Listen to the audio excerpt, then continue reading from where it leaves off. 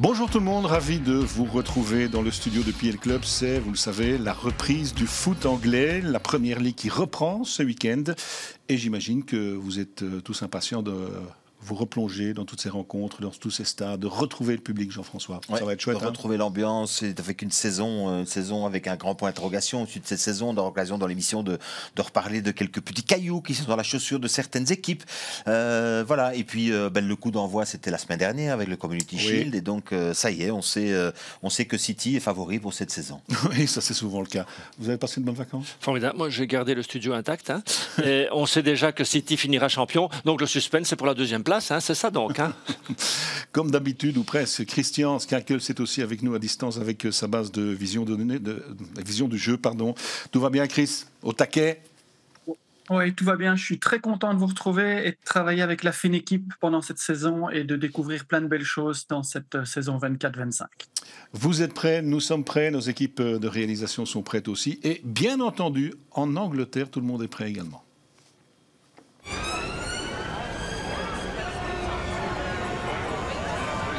Mate, it's madness in here today. Of course, bro. It's the kickoff. It's the new Premier League season. You've got to be ready. Get loud. This is new faces, latest drip, and fresh trims. You got Sonny doing bits. You got FPL picks. In Enzo's new system, he's gonna bag. See, it's man like Cole. Tifos and mad goals.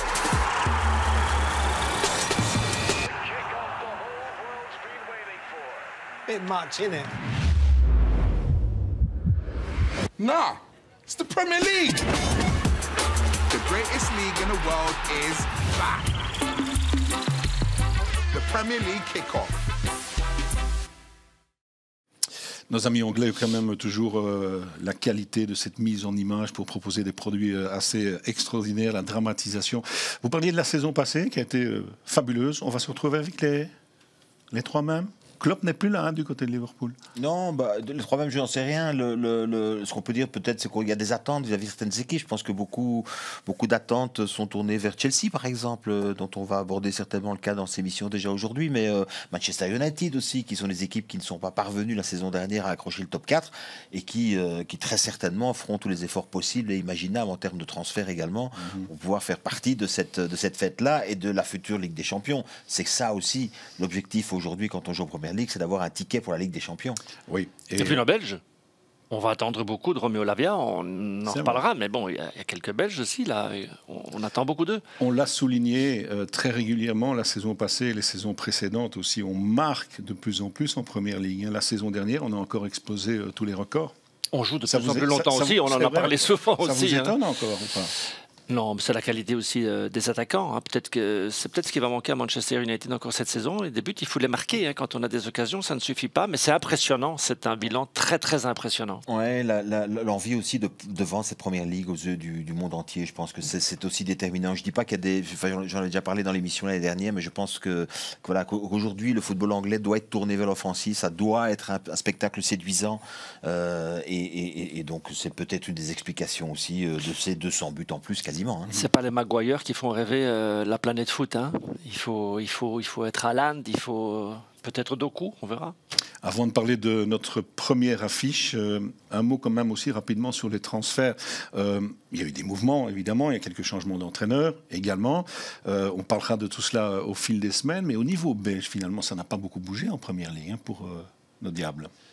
Non, le plus gros transfert qu'on va tous regarder évidemment, c'est Onana. Il est face à une saison importante pour lui. Et puis il y a une association avec Tielemans qui peut être extrêmement intéressante pour l'équipe nationale. On n'oublie pas évidemment aussi qu'il y a toujours de Donker qui est revenu dans le club. Donc il y a 3 Belges à Villa, il y en a 2 à City, il y a Lavia qui est à Chelsea. Moi j'ai noté simplement pour les transferts qu'à au 14 août, il y avait déjà 345 millions d'euros qui avaient été échangés dans les clubs.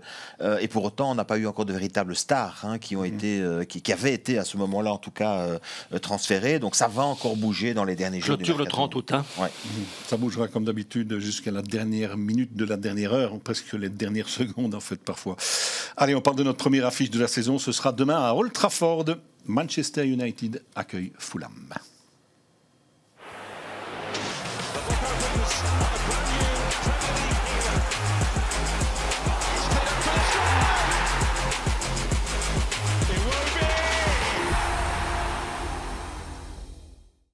Les Red Devils face aux Cottagers, ce sera demain à 21h, le premier match donc, de la saison avec une équipe de United qui a connu, on en a parlé, un premier échec. Défaite contre City dans le Community Shield. Bon, ça s'est joué à pas grand-chose, au tir au but. Bon, penalty. Dégagement. Evans, c'était pas un penalty, c'était un dégagement. C'est vrai qu'avec la charnière Evans-Maguire dans cette équipe, c'est pas celle qu'on verra en championnat. Hein. C'est pas, en principe, ce n'est pas l'équipe qui sera alignée tout au long de la saison, en tout cas partenariat avec cette saison. Et encore une équipe qui a eu des occasions aussi, mais qui n'arrive pas à finaliser ça. Avec cette équipe de United, on se pose toujours la question, au fil des saisons désormais, quand est-ce que cette équipe va retrouver un statut digne de son histoire. Ils ont gagné la FA Cup, c'est vrai, mais 8e en Première Ligue. Hein. Oui, ce qui est évident, en tout cas, c'est que les attentes sont grandes. Ten Hag est toujours là. Il est toujours là, et ça, c'est peut-être la grosse surprise. Moi, je sauvé par la FA Cup, sans doute. Alors, c'est pour ça que je parlais des à côté, je parlais de ce qui se passe. Radcliffe est à la tête du club, il a pris des grosses décisions sur le plan, je dirais, extra-sportif, puisqu'il y a beaucoup de gens qui vont se faire licencier du côté de Manchester United, hein, dans la structure même du club. Et par contre, on continue à dépenser des millions et des millions et des millions et des centaines de millions pour les transferts. On voit évidemment quels sont les objectifs de la saison. Terminer, si possible, dans le top 4, je le disais tout à l'heure, mais la pression sera grande parce que Eric Ten Hag, cette fois-ci, n'aura plus, à mon avis, la possibilité de se retrancher derrière des excuses. Je retiens juste une phrase. Quand sa position était un peu fragilisée du côté de Manchester United, il a simplement déclaré, c'est pas grave, j'irai gagner ailleurs. Pour vous dire cette espèce d'arrogance qu'il a de dire, je vais gagner, donnez-moi les moyens, je vais gagner. Mais les moyens, on lui a donné, on lui a redonné cette... Je notais que l'année passée, il y avait déjà eu pas mal de millions dépensés, mais alors cette année-ci, ils ont encore mis la main. Je pense que je parlais des transferts il y a quelques instants. C'est le club qui, pour l'instant, a bougé le plus. Hein. Et on lui laisse la main. Il peut amener un adjoint hollandais, Van Nistelrooy. Il peut amener des joueurs hollandais. Donc, il a la main. Pourtant, on n'a pas l'impression qu'il pourrait se permettre un début de saison compliqué. Non. C'est surtout, Christian, au niveau offensif, on l'a aussi souligné les années précédentes et la saison dernière en particulier, que c'est trop peu du côté de United. C'est trop peu parce que en venant d'un club comme l'Ajax Amsterdam, en gagnant beaucoup de choses et en étant avec un jeu offensif très dominant, il n'a pas su reproduire ça depuis son arrivée à Manchester United. Et on a vu souvent la première saison que c'était souvent sur du jeu dominant rapide avec beaucoup de face-à-face. Et la saison passée, c'était vraiment désastreux dans tous les domaines, à part ce que vous voyez là, c'est-à-dire 6 buts qui ont été marqués sur, j'appelle ça, je l'ai codifié dans une catégorie de les buts artistiques, c'est-à-dire les lobes, les volées, les gestes acrobatiques, les coups francs directs, les demi-volées de loin hors du rectangle. Tous ces buts-là sont catégorisés et là, ils ont marqué 6 fois comme ça. C'est la seule manière offensive où ils nous ont un peu régalé la saison passée. Ça veut dire qu'il n'y a pas de travail au niveau de la construction? Si, mais ça veut dire qu'ils ont des miracles. Et ça, c'est extraordinaire. Quand vous avez vu cette passe en retrait qui permet d'égaliser face à Liverpool, quand vous avez une chance pareille et que vous parvenez à en profiter, vous pouvez déjà voir venir, hein. Sinon c'est une grande souffrance. Le foot, il faut un peu de réussite aussi. Hein. Oui, mais c'est la 3e saison pour Ten Hag. Et donc maintenant, on lui a donné tout ce qu'il voulait avoir. Souvenez-vous, l'année dernière, il a reçu un joueur comme Anthony qui finit par ne plus jouer du tout. Je regardais la composition d'équipe qui avait joué ce fameux Community Shield. Et devant, c'est Dalot, c'est Fernandes et c'est Rashford. Il n'y avait pas véritablement numéro 9 puisque Jlund est blessé. Donc ça veut dire qu'on continue maintenant avec les arrivées de Ligt, de Mazraoui. Il y a Zirkzee qui est arrivé quand même pour 42 millions, mais qui n'a pas joué une seconde dans ce match-là. Donc voilà, on va voir comment il va gérer tout ça. Point d'interrogation comme d'habitude. Point d'interrogation, parce que si les résultats ne sont pas là, et quand je dis résultats, c'est mieux que ce top 8, hein, c'est Manchester United, c'est pas ça. Les supporters de Manchester United, c'est jouer le titre. C'est se battre avec Man City, c'est pas se battre avec Fulham ou avec d'autres. Fulham qui les a battus, souvenez-vous, la saison dernière à Old Trafford. Hein. C'est une des équipes qui est venue gagner Old Trafford. Hein. Mais c'est une équipe, puisque vous en parlez, Fulham, qui joue demain donc là-bas à Manchester, 13e la saison passée. Je dirais c'est un club assez tranquille de Première Ligue qui s'est stabilisé là-bas. Oui, mais Je veux dire, qu'est-ce qu'on peut attendre d'une équipe comme Fulham elle fait partie des équipes qui ne joueront probablement pas la relégation, qui ne joueront probablement pas l'Europe, et entre les deux, se réserver peut-être quelques surprises, pour peu qu'ils aient un buteur, comme à l'époque avec Mitrovic, qui fait la différence régulièrement. Ils ont perdu 2 joueurs clés. Leur capitaine américain, Tim Ream, qui est retourné aux États-Unis en MLS, et ils ont perdu aussi Paulinho, qui est allé du côté de Bayern de Munich. Ça, c'est sans doute des éléments clés. On va en reparler dans un petit instant avec Christian, mais auparavant, le jeu de Fulham, vous nous disiez que c'était du jeu dominant placé. Oui, à contrario de Manchester United, c'est normalement ce que Ten Hag aurait dû faire, c'est-à-dire qu'il aurait pu améliorer son jeu dominant placé, passer par les flancs, utiliser des centres et être très fort de la tête et au cordeau. On l'a vu avec l'entraîneur, avec Marco Silva, la première saison, il l'a fait avec Mitrovic et il a utilisé exactement cette force. Et ici, on le voit sur les images, c'est exactement le jeu que prône cette équipe de Fulham et dans la continuité.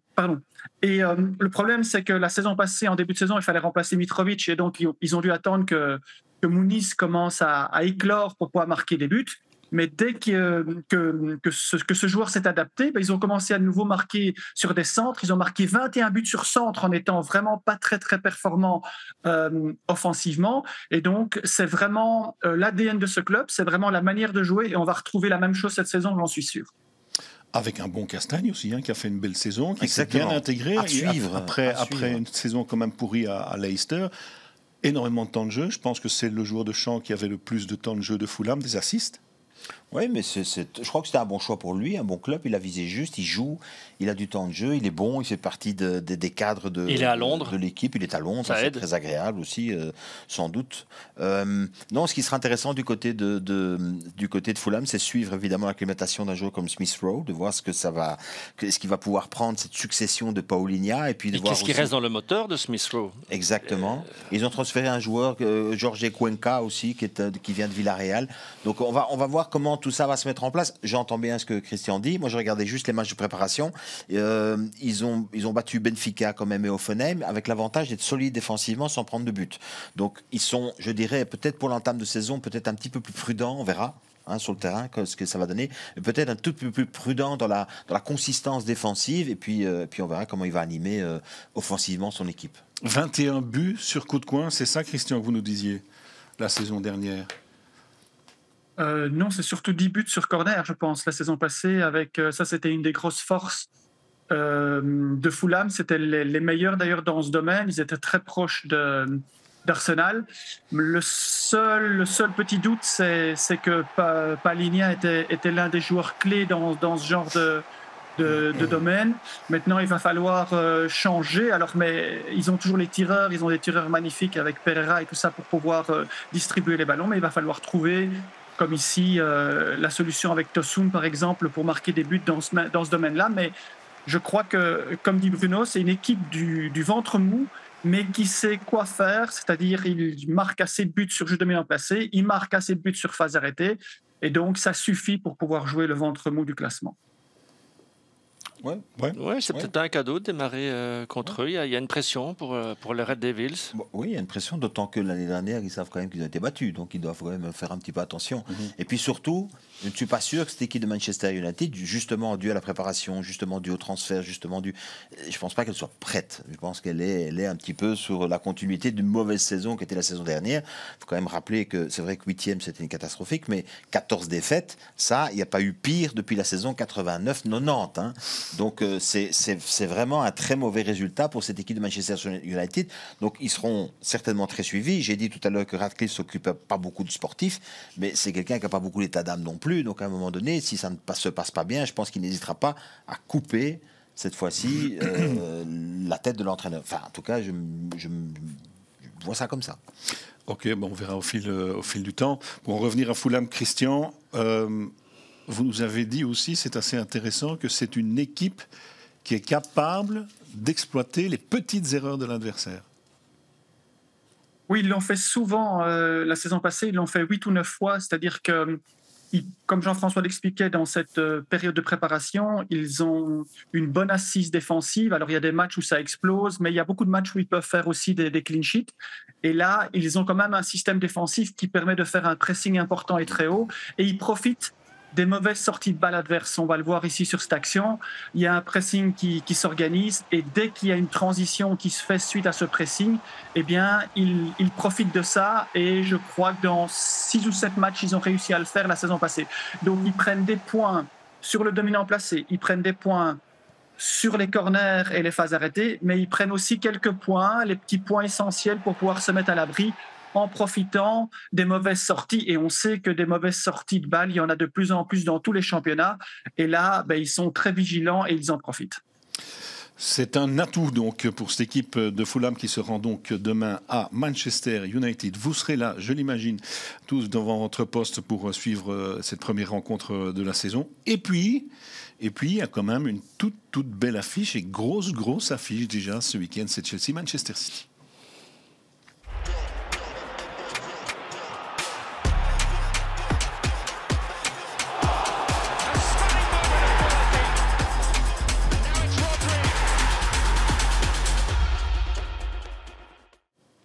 City, c'est évidemment l'indéboulonnable champion en titre. À propos de Chelsea, on se pose aussi pas mal de questions depuis pas mal de saisons. Aussi, toujours les mêmes questions. Équipe imprévisible, capable de tout. Il y a du bon, il y a du moins bon, il y a parfois du très mauvais. Et une 6e place la saison dernière.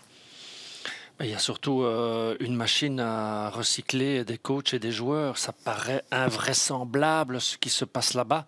Et je pense que ça, il y a de quoi faire tourner la tête à plus d'un supporter. Après, Gallagher partait. Apparemment, il part plus parce que les accords ne sont pas finalisés. Donc, il est toujours là. Avec quel entrejeu? Enfin, ça va être un entrejeu incroyable. Le coach qui vient de Leicester, qui prend Dewsbury Hall, mais Romeo Lavia qui fait un début de compétition fantastique dans les amicaux.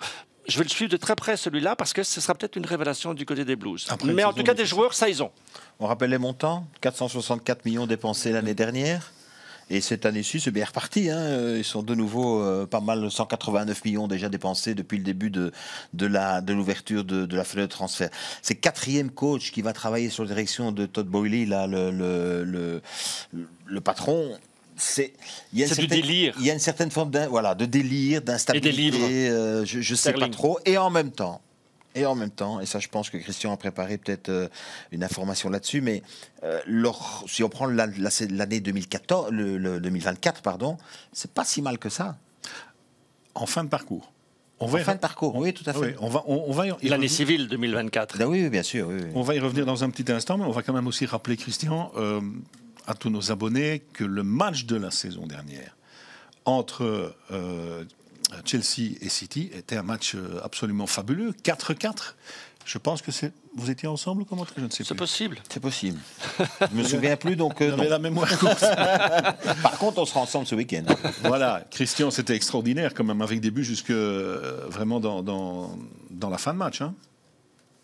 Oui, c'est une des rencontres de la saison passée où on a marqué énormément de buts. C'est pour ça qu'on est arrivé à ce total de 1246 parce qu'on a eu des 3-4 à des Manchester United ou Wolverhampton. Mais là, dans ce top match, si on peut considérer Chelsea dans un top match la saison passée, mais on a vu énormément de buts, alors avec beaucoup de circonstances, avec des pénaltys, avec des retournements de situation où je crois qu'il y avait une équipe qui a pris l'avantage, puis l'autre est revenu, l'autre équipe a pris l'avantage, puis c'est revenu, et puis finalement, ils ont marqué dans les arrêts de jeu pour égaliser, avec notamment ce joueur qui était la révélation de Chelsea la saison passée et qui vient de Manchester City, qui est Cole Palmer.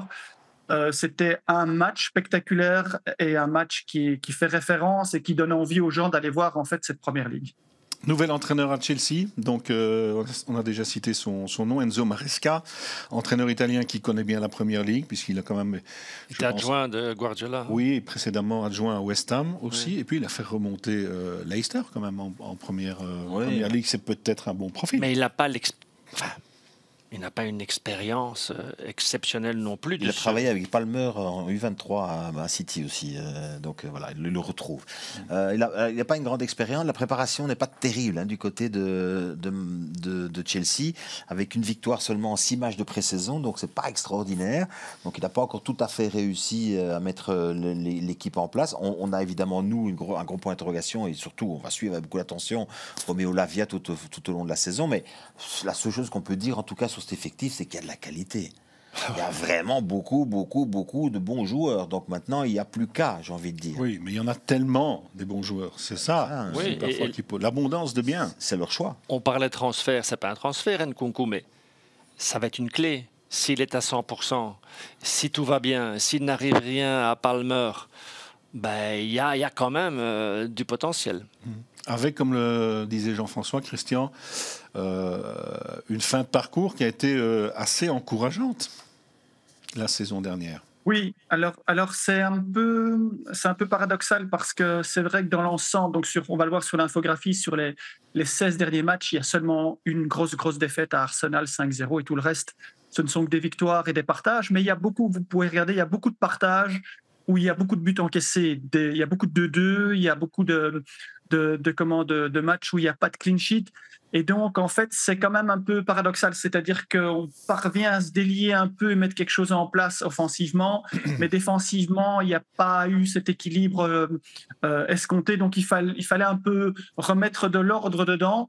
Je pense que voilà, peut-être que c'est une bonne base de travail pour pouvoir préparer cette année, mais c'est un nouvel entraîneur. Et puis aussi, la grosse difficulté, c'est de pouvoir gérer 6 à 7 joueurs par poste, à part les défenseurs latéraux qui sont doublés simplement. Le reste, je crois que Bruno l'expliquait l'autre jour, je crois qu'il y a 7 ou 8 gardiens, et dans tous les autres postes, il y a au moins entre 6 et 7 joueurs qui vont avoir de la concurrence pour pouvoir prendre une place de titulaire. Donc ça va être la grosse difficulté pour pouvoir mettre une équipe et une suite dans les automatismes.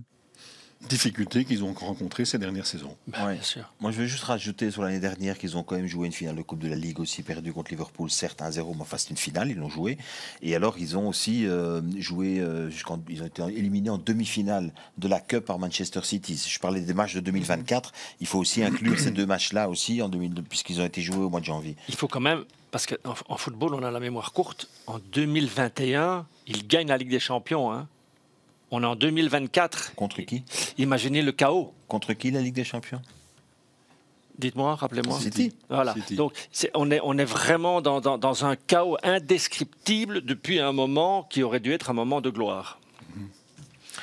Oui, enfin bon, on verra. C'est plein d'inconnus. Ils tombent contre très fort au début de la saison. C'est peut-être pas plus mal en fait. C'est peut-être pas plus mal. Ils sont vraiment au pied du mur dès la première journée, dès dimanche, on saura de quoi est fait Chelsea cette saison. Mais je peux vous dire qu'il y a beaucoup d'attentes. J'ai passé une partie de mes vacances aux côtés d'un supporter tout jeune, J'en connais un aussi. De Chelsea. Mais le gars, il est fou de Chelsea et très déçu aussi des résultats de ces dernières saisons. Forcément. Vous en avez déjà un petit peu parlé ici en plateau. Qui dit Chelsea, qui dit City, dit forcément Cole Palmer, ce joueur dont on ne voulait plus à City il y a un an et qui a fait une saison extraordinaire, de loin le meilleur de Chelsea, celui qui a apporté le plus. Oui, je ne sais pas si on ne le voulait plus, mais il n'y avait pas de place pour lui. Oui.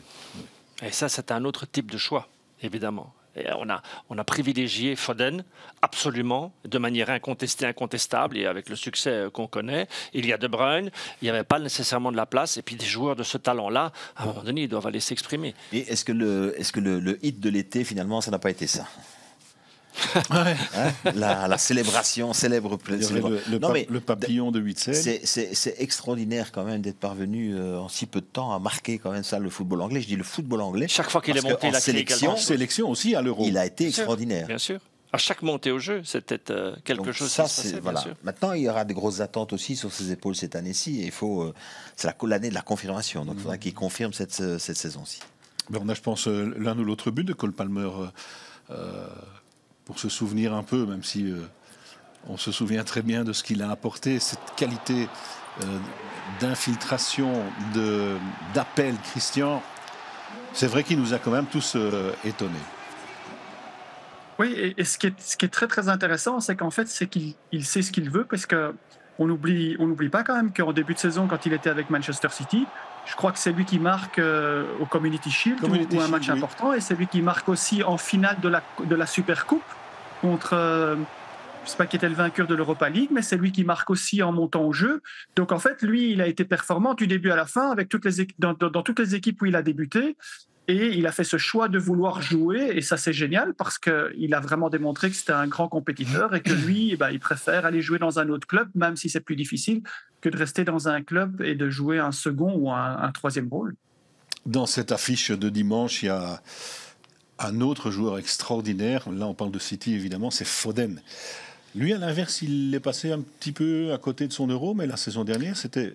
Mais on passe facilement d'un joueur à l'autre, parce que finalement, il y a des similitudes dans ce pied gauche, dans cette aisance, dans cette beauté du geste, en fait, parce que tous les deux sont très chaloupés. Je trouve qu'ils ont un point presque commun quand on les regarde jouer, et je peux comprendre qu'il y avait de la place pour un, pas pour deux.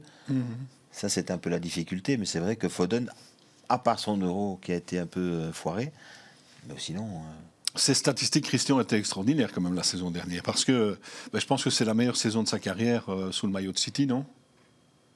Oui, et puis il a été élu meilleur joueur de la saison en Première Ligue aussi, oui. Donc il avait marqué 19 buts. Je voulais quand même rajouter quelque chose par rapport à son Euro avec l'Angleterre.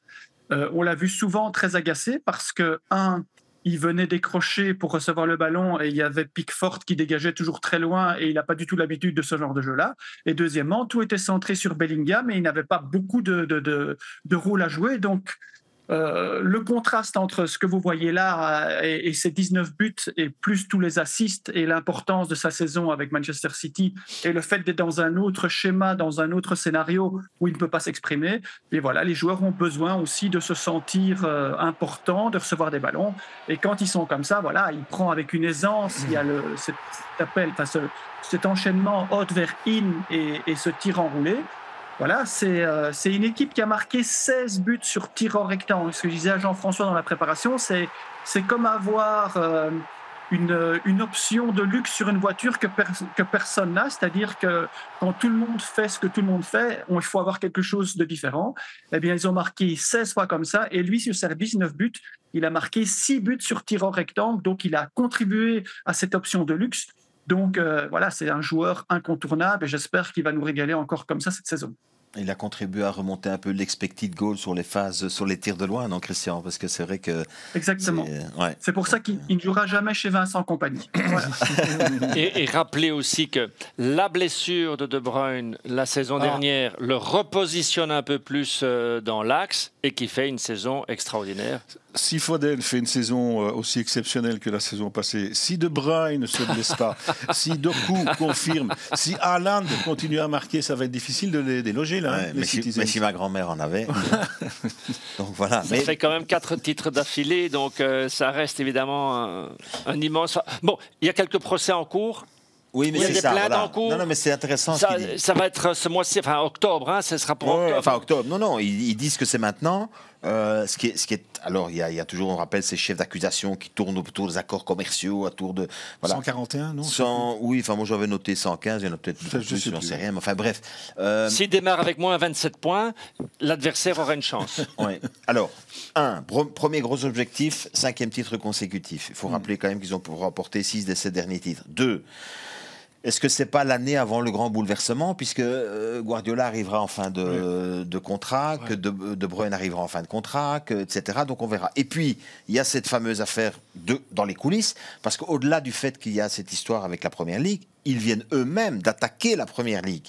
Et ils disent que notamment, il y a une certaine forme de tyrannie contre eux.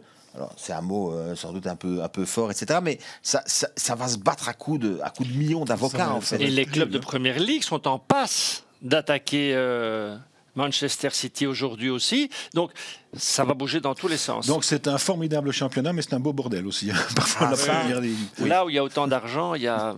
C'est vrai que c'est la première émission et on a quand même parlé très régulièrement déjà de centaines de millions d'euros. Hein. Oui, mais c'est normal qu'on parle de centaines de millions d'euros, parce que plus le football avance, et plus il n'y a plus que ça qui compte, en fait.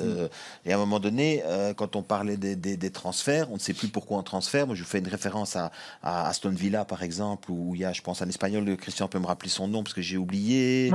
C'est Monchi qui est à Aston Villa, qui commence à faire des opérations dans tous les sens, et il était un peu connu pour ça ailleurs. Donc, à un moment donné, est-ce que les acteurs du football sont dans ce sport pour veiller à la réussite uniquement sportive de leur club, ou est-ce qu'ils sont là pour faire des affaires et faire des échanges de joueurs? Question à la réponse, hein. Christian a une partie de la réponse sûrement. Et ben voilà, en tout cas, on arrive tout doucement au bout déjà de cette émission. Il y a beaucoup de questions qui ont été soulevées. On aura les réponses sans doute au fil des semaines. On va rappeler, Christian, l'application Discord, hein, parce que c'est le début de la saison, donc on la connaît maintenant depuis pas mal de temps. Rappelez-nous un petit peu comment ça fonctionne.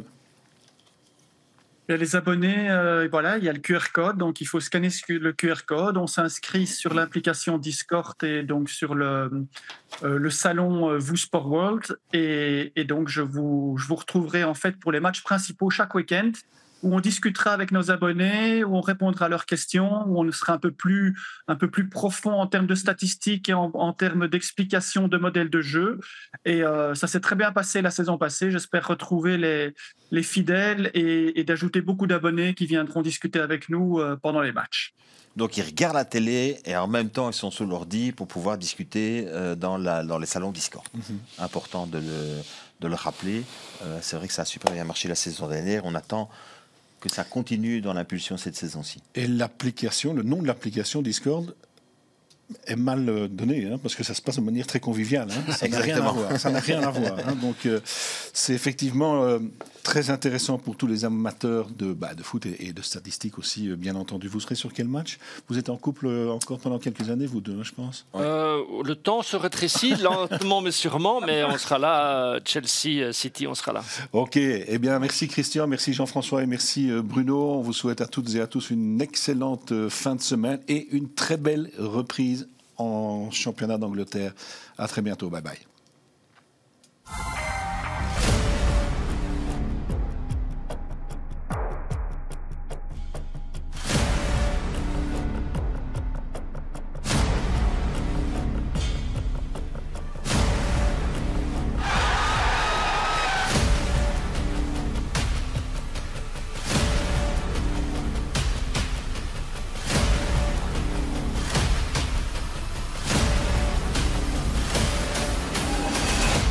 La Premier League fait son retour sur Vous Sport World 1 vendredi à 20h55 avec Manchester United Fulham. Samedi à 13h25, vivez la rencontre Ipswich-Liverpool, suivi du Goals of the Day à 15h45 et West Ham Aston Villa à 18h25. Dimanche, Brentford affronte Crystal Palace à 14h55 et le premier gros choc de la saison à 17h20 entre Chelsea et Manchester City. Cette première journée se clôture lundi à 20h55 avec Leicester Tottenham.